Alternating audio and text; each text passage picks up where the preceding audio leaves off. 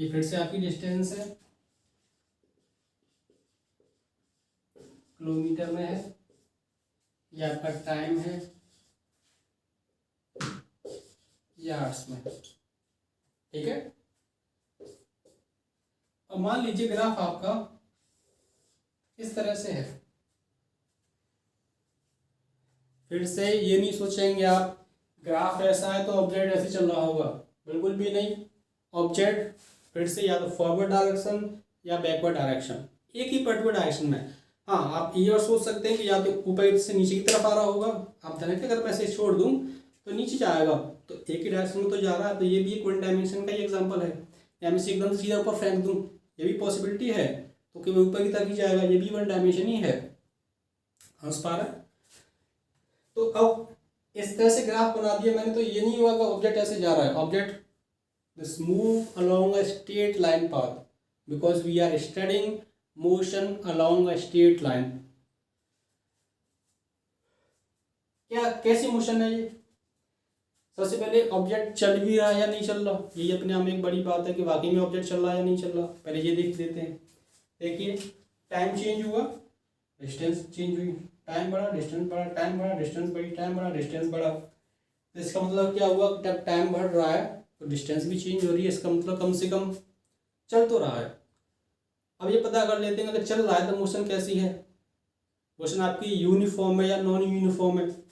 देखिए, मैंने आपसे क्या कहा था, कैसे पता चलता है कि अगर इक्वल टाइम इंटरवल में इक्वल डिस्टेंस कवर है तो मोशन यूनिफॉर्म है, और अगर इक्वल टाइम इंटरवल में इक्वल डिस्टेंस कवर नहीं करा तो मोशन नॉन यूनिफॉर्म है। देखिए ध्यान से, जैसे मान लीजिए टाइम का इंटरवल आपका ये है 2, 4, 6, 8, 10, 12, 14, 16 एंड 18। ठीक है। और डिस्टेंस क्या है आपकी? मान लीजिए दिस इज 4, 6, 8, 10, 12, 14। अब ध्यान से देखिएगा, यहाँ टाइम का इंटरवल देखिए 0 से लेके 4 तक ये है, और डिस्टेंस उसने कितनी कवर की है? ये डिस्टेंस कवर की है।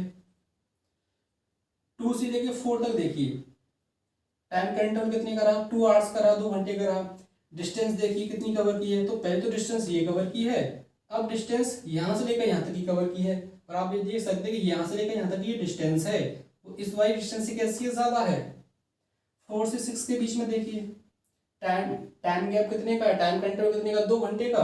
टाइम का इंटरवल 2 घंटे का। डिस्टेंस देखिए, तो ये जो डिस्टेंस होगी ना ये वाली, अब ये इससे भी ज़्यादा होगी। लेकिन अब ग्राफ में थोड़ा कम ज़्यादा हो सकता है, आप ध्यान रखेंगे। लेकिन यहाँ देखिए, मैं आपको यहाँ क्लियरली शो करता हूँ कि यहाँ 12 और आपका 14, तो टाइम इंटरवल फिर से कितना? 2 आवर्स का। डिस्टेंस का डिफरेंस देखिए, ये रही डिस्टेंस, ये रही डिस्टेंस, इतना बड़ा डिफरेंस। यहाँ देखेंगे आप 4 और 16 के बीच में, देखिए इतना डिफरेंस। तो टाइम का इंटरवल हर जगह कैसा है? सेम है, लेकिन जो डिस्टेंस वो कवर कर रहा है वो कैसी है? पहले थोड़ी कम, फिर ज़्यादा, फिर और ज़्यादा, फिर और ज़्यादा। तो सेम टाइम इंटरवल में जो डिस्टेंस ट्रेवल कर रहा है, इससे डिफरेंट। तो object same time interval different distance cover कर रहा है, और तेजी से, पहले थोड़ा कम, फिर थोड़ा ज़्यादा, फिर ज़्यादा। तो बिल्कुल ऑब्वियस उसकी स्पीड का क्या हो रहा होगा? आप ये आराम से कह सकते हैं उसकी स्पीड बढ़ रही है। तो 100% उसकी मोशन कैसी होगी? उसकी मोशन होगी आपकी एक नॉन यूनिफॉर्म मोशन। तो ये फोटोग्राफ क्या शो करता है कि ऑब्जेक्ट मूव कर रहा है, लेकिन जब वो मूव कर रहा है तो उसकी मोशन कैसी है? आपकी एक नॉन यूनिफॉर्म मोशन है। ठीक है। तो हम नीचे लिखेंगे this graph shows that the object has non-uniform motion, क्योंकि इक्वल टाइम इंटरवल में वो इक्वल डिस्टेंस कवर नहीं कर रहा, इसी वजह से ये मोशन कैसी होगी? आपकी एक नॉन यूनिफॉर्म मोशन होगी। अब स्पीड बिल्कुल ऑब्वियस, अगर मोशन नॉन यूनिफॉर्म है तो स्पीड क्या होगी? चेंज हो रही होगी। अब स्पीड चेंज हो रही है, उसे हम कैसे पता करें? तो उसके लिए फिर मैंने मैथमेटिक्स का ये मैंने आपको कंसेप्ट सिखाया था टेंजेंट का। मैंने आपसे कहा था अगर आपको कहीं कर्व मिल जाए तो आप उस कर्व के पर्टिकुलर पॉइंट पे क्या ड्रॉ कर सकते हैं, एक टेंजेंट। और किसी पर्टिकुलर कर्व पे कितनी टेंजेंट ड्रॉ की जा सकती हैं, तो किसी पर्टिकुलर कर्व पर infinite number of tangent draw की जा सकती हैं। अब मैंने आपसे कहा था जो स्लोप होता है टेन थीटा, अगर ग्राफ डिस्टेंस और टाइम के बीच का है तो जो स्लोप होता है, स्लोप से हमें क्या पता चलता है, उस स्लोप से ये पता चलता है कि ऑब्जेक्ट की स्पीड कितनी है। तो यहाँ देखिए, अगर आप यहाँ एक टेंजेंट ड्रॉ करते हैं तो वो जो पर्टिकुलर, ये सिर्फ मैं आपकी नॉलेज के लिए बता रहा हूँ, ठीक है, आप इसे सिर्फ करके देख सकते हैं, ये मैथमेटिक्स क्या है ये हमें नहीं पढ़ना अभी, कि आप इस पॉइंट पर टेंजेंट ड्रॉ करिए, ठीक है। अब मैं एग्जैक्ट न कर पाऊँ इस तरह से, ठीक है, या टच करेगी तो ये टेंजेंट है ना, ये टेंजेंट ये जो एंगल बनाएगी थीटा, और इसका टेन थीटा, थीटा का भी क्या लेगा, टेन थीटा को क्या होता है, स्लोप ऑफ लाइन। और मैंने आपसे कहा था कि जो स्लोप ऑफ लाइन होता है वो क्या रिप्रेजेंट करता है, वो क्या बताता है, ऑब्जेक्ट की स्पीड को। तो आप देखेंगे यहाँ जो थीटा है वो इतना है, अगर आप ये टेंजेंट यहाँ ड्रॉ करेंगे तो आप क्या देखेंगे, थीटा बढ़ गया है कि नहीं, थीटा बढ़ गया, और थीटा बढ़ गया तो अब आप रिकॉल करिए फिर से मैथमेटिक्स तक, मैंने आपको तो थीटा क्या हुआ आपका, थीटा बढ़ गया। आप लोग रिकॉल करिए, मैंने आपको ट्रिग्नोमेट्री में बताया था कि थीटा जब टेन थीटा की जो मैंने आपको वैल्यूज लिखी थी कि जब टेन थीटा में थीटा बढ़ता है तो टेन थीटा की वैल्यू भी क्या होती हैं, वो आपकी बढ़ती हैं, है कि नहीं। मैंने आपको बताया था कि जब टेन जीरो होता है वो जीरो होता है, ठीक है। टेन थर्टी ये मैं पढ़ा चुका हूँ, 1/√3, टेन 45 उतना, दिस इज 1, टेन 60 √3/2, और 1090 कितना होता है, दिस इज इन्फिनिटी। तो ऐसे ऐसे थीटा बढ़ता है, टेन थीटा बढ़ता है, और मैंने आपसे कहा था टेन थीटा की क्या है, स्लोप ऑफ द लाइन में क्या बताया था आपको, स्पीड बताया था, स्पीड भी क्या होगी आपकी बढ़ेगी। तो अगर आप यहाँ ड्रॉ करते हैं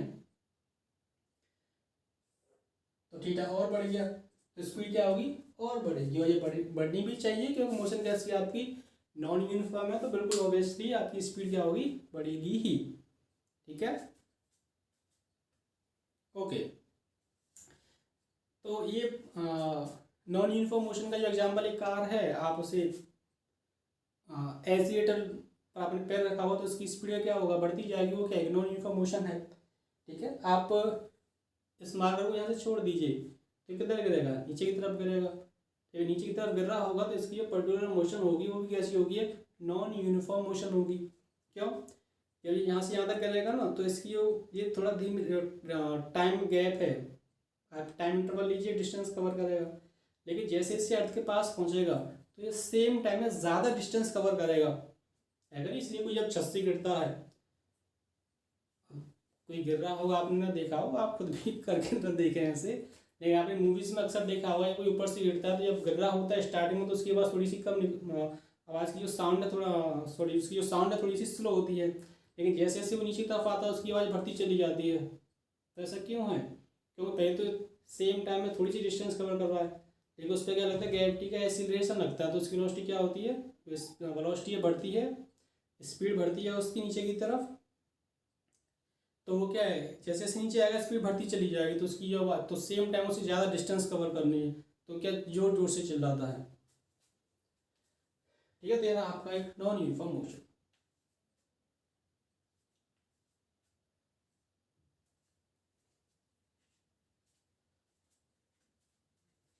इसके बाद डिस्टेंस टाइम ग्राफ में आपको कुछ यहीं पर और चीज़ें समझा देता हूँ जिससे आपको और अच्छे से क्लियर हो जाए। आप एक एग्जाम्पल के तौर पे ये लिख सकते हैं, देखिए जैसे क्वेश्चन है, मान लीजिए आपको एक ग्राफ दिया हुआ डिस्टेंस और टाइम का, ठीक है, दिस इज टाइम, मान लीजिए आवर्स में है और आपकी डिस्टेंस है, ठीक है।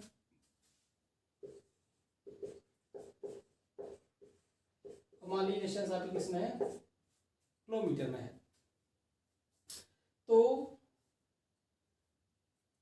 आपको क्वेश्चन इस तरह से आता है, कंपटीशन में बहुत पूछे जाता है ये, कि ये कार का ग्राफ है, कोई कार है ये ए, ये उसके लिए ग्राफ है, ये कार भी है, उसके लिए ग्राफ है।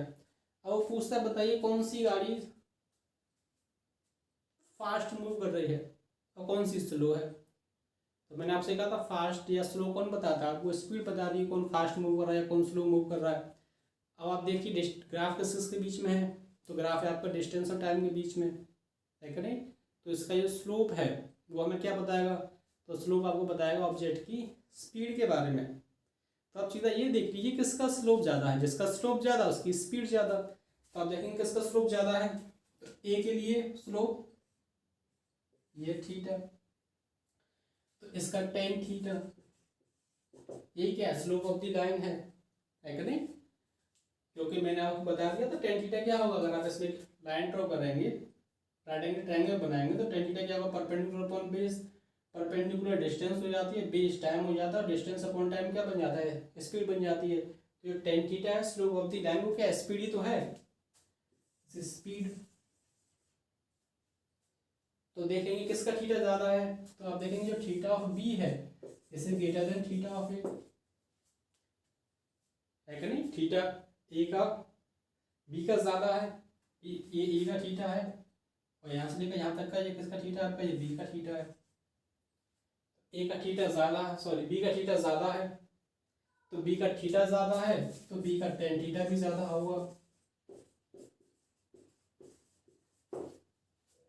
है कि नहीं। मैंने आपको समझाया था जिसका थीटा ज़्यादा उसका टेन थीटा भी ज़्यादा होगा। और टेन थीटा स्पीड है तो किसकी स्पीड ज़्यादा होगी, तो बिल्कुल ऑब्वियस है वेलोसिटी ऑफ बी ज़्यादा होगी और वेलोसिटी ऑफ ए कैसी होगी, कम होगी। तो सीधा डिस्टेंस टाइम का ग्राफ दे रखा है, स्लोप देख लीजिए जिसका स्लोप ज़्यादा उसकी स्पीड ज़्यादा। इसे दूसरे तरीके से भी कहा जा सकता है, ठीक है, आप इसका स्क्रीनशॉट ले सकते हैं। दूसरा तरीका क्या है देखिए स्पीड चेक करनी है आपको, ऐसे भी कर सकते सीधा। स्पीड क्या होती है, जैसे डिस्टेंस अपॉन टाइम है कि नहीं। अब हम क्या कर रहे हैं, एक फिक्स पॉइंट करते हैं। देखिए यहाँ पर ये टाइम है, मान लीजिए यहाँ पर आपका 2 आवर्स हो गए। तो अब मैं क्या कहना चाह रहा हूँ कि मैंने ए को चलने के लिए 2 घंटे दिए, भाई 2 घंटे लो तुम चल लो। तो ए ने कितनी डिस्टेंस ट्रेवल की, तो यहाँ से लेकर यहाँ तक की जो डिस्टेंस है वो ए ने कवर की कितने टाइम में, 2 आवर्स में। बी को भी मैंने कितना टाइम दिया, बी को भी मैंने 2 आवर्स ही दिए, लेकिन बी ने कितनी डिस्टेंस ट्रेवल की, तो बी ने यहाँ से लेकर यहाँ तक की डिस्टेंस कवर कर ली। तो किसने ज़्यादा डिस्टेंस कवर की, सेम टाइम, टाइम दोनों के लिए कैसा है, टाइम मैंने जितना ए को दिया तो ना बी को दिया, तो टाइम तो दोनों के लिए सेम रहा, लेकिन किसकी डिस्टेंस ज़्यादा, किसने डिस्टेंस ट्रेवल की, तो बी ने डिस्टेंस ज़्यादा ट्रेवल किया सेम टाइम में। उतनी टाइम में ए ने डिस्टेंस थोड़ी सी कम ट्रेवल की है, तो बिल्कुल ऑब्वियसली अब बी ज़्यादा डिस्टेंस ट्रेवल कर रहा है तो बी की स्पीड कैसी होगी, ज़्यादा होगी। तो आप ऐसे भी इसका आंसर दे सकते हैं कि नहीं। लेकिन स्लोप से आप एकदम से आंसर दे पाएंगे, ये ज़्यादा फास्ट है। अगर आप स्लो से देखते हैं तो एक टाइम सेविंग प्रोसेस होगी, कंपटीशन में टाइम बहुत मायने रखता है, ठीक है। इसी वजह से क्या करेंगे आप सीधा स्लोप से बता देंगे। तो ये थे आपके डिस्टेंस टाइम ग्राफ, ठीक है। और इन डिस्टेंस टाइम ग्राफ को आप अच्छे से समझेंगे। समझ में नहीं आता तो आप वीडियो को फिर से रिपीट करके देखेंगे। तो यहाँ तक यहीं तक रखते हैं, ठीक है गाइस। अब नेक्स्ट वीडियो में कंटिन्यू करें।